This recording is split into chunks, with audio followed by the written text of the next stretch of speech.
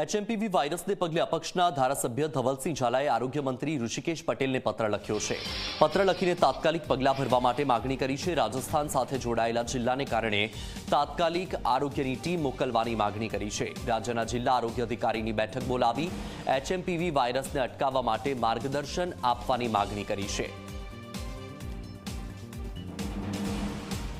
તો આપણી સાથે ફોનલાઈનથી અપક્ષના ધારાસભ્ય ધવલસિંહ ઝાલા જોડાયા છે। ધવલસિંહ, સ્વાગત છે આપનું ઝી 24 કલાકમાં। ધવલસિંહ, તમે આરોગ્ય મંત્રીને પત્ર લખ્યો છે, ખૂબ સારી વાત કહેવાય કે તમે આ બાબતને લઈને જાગૃતિ દાખવી રહ્યા છો અને પત્ર લખીને તમે તાત્કાલિક પગલાં ભરવા માટેની પણ માગણી કરી છે।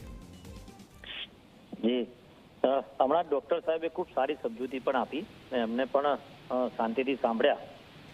જરૂરિયાત મને એવી લાગી કારણ કે અરવલ્લી જિલ્લો મારો રાજસ્થાન બોર્ડર ડુંગરપુર ને વિસ્તાર મારેથી એકદમ અડીને બોર્ડરનો વિસ્તાર છે।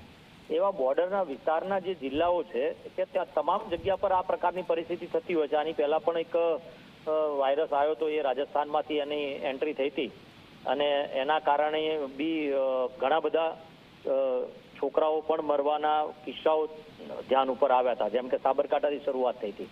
એટલે જાગૃતિના ભાગરૂપે આ કેસ રાજસ્થાનનો છે, પરંતુ દાખલ એ મોડાસામાં થયો હતો દવાખાનામાં અને ત્યાંથી એને અમદાવાદ લાયા અને એ પ્રકારની કહેવાય બીમારીના કારણે એને ત્યાં અમદાવાદ ટ્રીટમેન્ટ કરાયા પછી ખબર પડી કે ભાઈ એચએમપીવી નામનો વાયરસ છે। મારો કહેવાનો મતલબ એ છે કે જો રાજસ્થાનના બોર્ડર વાળા વિસ્તારમાં જેટલા બી ગામડાઓ છે ત્યાંથી લઈને જેટલા બી લોકો છે, એટલે આપણે એની એટલે તપાસ કરવી જોઈએ કે એનો ચેપ બીજા કોઈ દર્દીને ના લાગી જાય, કોઈ બાળકને ના લાગી જાય ને એના કારણે સંક્રમણ ના ફેલાય।